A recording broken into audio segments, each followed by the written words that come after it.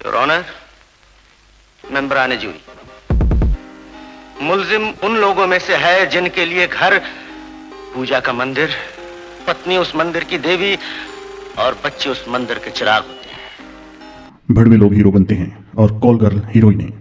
ऐसा कहने वाले अशोक कुमार को आखिर हीरो बनने का चस्का कैसे लग गया?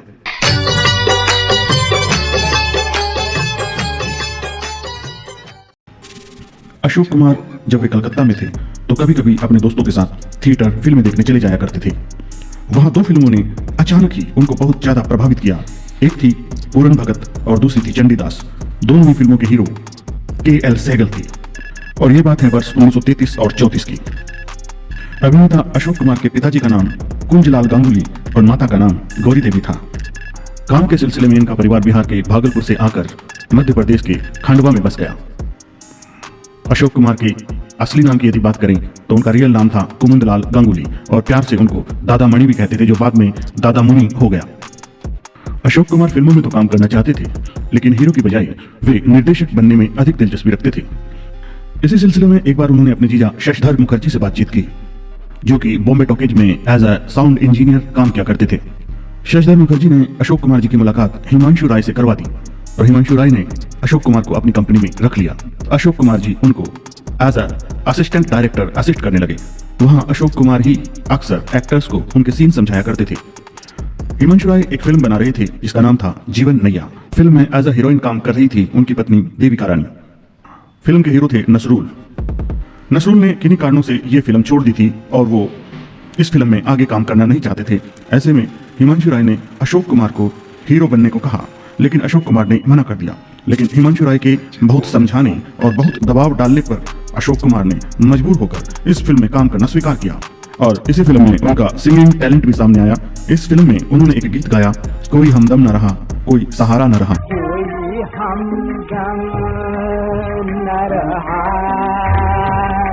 कोई सहारा। दर्शकों, आपको बता दें कि श्री किशोर कुमार जी ने बाद में 1961 में आई उनकी फिल्म जुमरू में फिर से इस गीत का इस्तेमाल किया और इस गीत को गाया। दर्शकों, आपको बता दें कि फिल्म पड़ोसन का मशहूर गीत एक चतुर नार बड़ी होशियार, ये गीत भी अशोक कुमार जी पहले ही गा चुके थे और अशोक कुमार ने फिर से दोबारा इस गीत का यूज पड़ोसन फिल्म में किया। और आपको बताते चलें कि हिंदी फिल्म इंडस्ट्री का पहला हिंदी रैप रेलगाड़ी रेलगाड़ी, इसको गाने का रिकॉर्ड भी अशोक कुमार जी के नाम ही है।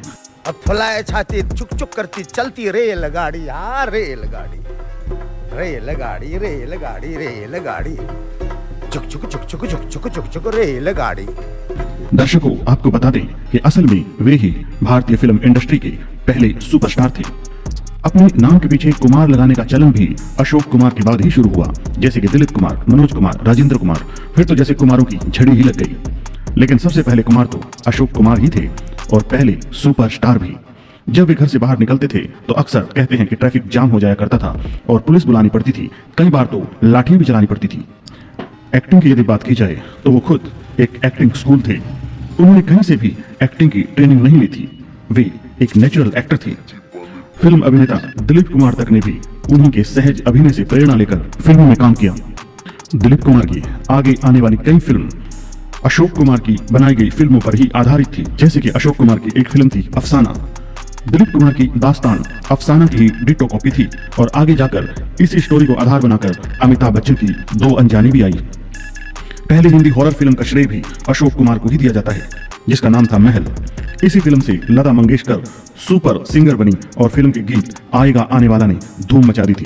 कहते हैं फिल्म एक सच्ची भूतहा घटना पर आधारित थी जो खुद अशोक कुमार जी के साथ घटी थी और इसी फिल्म से इंस्पायर होकर दिलीप कुमार की मधुमती आई, जो सुपर डुपर हिट रही। बताया जाता है कि अशोक कुमार जी का रुतबा इतना था कि जब वे राज कपूर जी के विवाह समारोह में पहुंचे तो कृष्णा राज कपूर, जो कि घूंघट किए हुए बैठी थी, जैसे ही पता चला कि अशोक कुमार जी पधारे हैं, कृष्णा कपूर अपना घूंघट उठाकर उनको देखने लगी।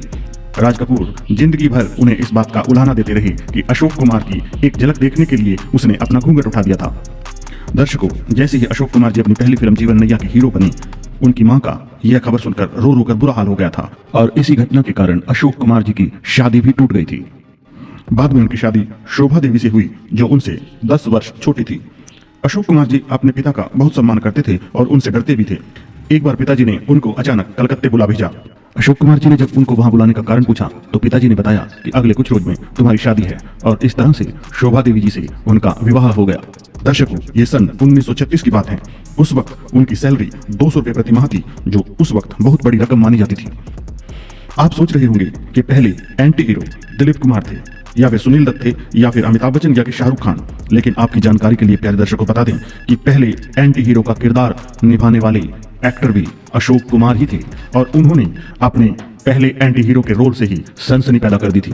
एज ए एंटी हीरो उनकी फिल्म थी किस्मत, जो कि 1943 में आई थी। फिल्म सुपर डुपर हिट रही थी, और इस फिल्म की कमाई कहते हैं कि 1 करोड़ रुपए से भी ज्यादा हुई थी, और लगातार 1 वर्ष यह फिल्म सिनेमा थिएटर में चलती रही थी।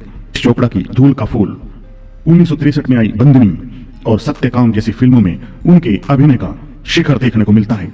फिल्म आशीर्वाद में ही उनका पहला हिंदी रैप रेलगाड़ी रेलगाड़ी आया, तो आज तक मशहूर है। हिंदी फिल्मों के लेजेंड कहे जाने वाले दिलीप कुमार उनकी प्रेरणा और सहारे से ही आगे बढ़े। वो उनको अशोक भैया कहकर बुलाया करते थे। दिलीप कुमार ने नेचुरल एक्टिंग का जो गुण है वो अशोक कुमार जी से ही प्राप्त किया। उनकी पहली फिल्म ज्वार भाटा भी अशोक कुमार की सिफारिश से ही उनको मिली थी। सुपरस्टार अशोक कुमार कई विवादों में भी घिरे रहे। फिल्म स्टार नलिनी जयवंत के साथ उनके अफेयर के किस्से उन दिनों फिल्मी गलियारों में गूंजा करते थे। एक बार की बात है, उन्होंने अपनी पत्नी की न्यूड पेंटिंग बना डाली। असल में पेंटिंग करना अशोक कुमार जी का शौक था, और वे अक्सर पेंटिंग्स बनाया करते थे। उनके पास लगभग 300 पेंटिंग्स थी, लेकिन पत्नी की पेंटिंग बनाने के कारण वो विवादों में घिर गए। बाद में उनकी बेटी भारती ने उनकी पेंटिंग्स की प्रदर्शनी भी लगाई थी। दर्शकों, आपको बता दें कि इसके अलावा सुपरस्टार अशोक कुमार जी को होम्योपैथी का भी बहुत ज्यादा ज्ञान था, और वो अक्सर लोगों को उनकी बीमारियों के ट्रीटमेंट बताया करते थे। 60 साल के लंबे कैरियर में लगभग उन्होंने 300 फिल्मों में काम किया। 10 दिसंबर 2001 में हार्ट अटैक के कारण उनकी मृत्यु हुई।